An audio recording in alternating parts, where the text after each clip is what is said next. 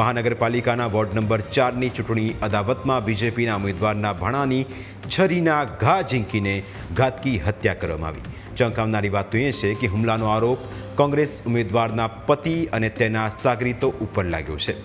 24 એપ્રિલના રોજ મહેસાણાના તાવડિયા રોડ પર રાત્રે 12:40 વાગે બીજેપી અને કોંગ્રેસના સમર્થકો વચ્ચે ભયંકર અથડામણ થઈ।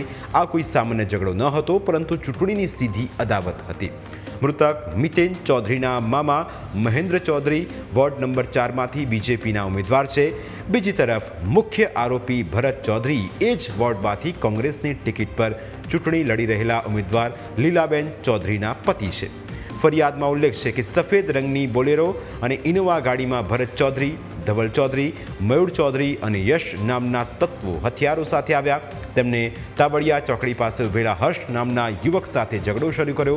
આ ઝઘડામાં ફરિયાદી ધીમંત અને તેનો ભાઈ મિતેન ચૌધરી વચ્ચે પડતા આરોપીઓ ઉશ્કેરાયા અને આડેધડ હુમલો શરૂ કર્યા।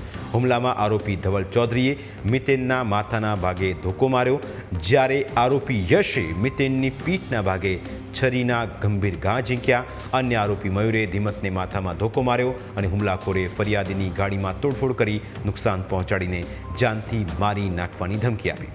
ત્યારબાદ આરોપીઓ ફરાર થઈ ગયા। તો બીજી તરફ ગંભીર રીતે ઘવાયેલા મિતેનનું સારવાર દરમિયાન કમકમાટીભર્યું મોત નીપજ્યું।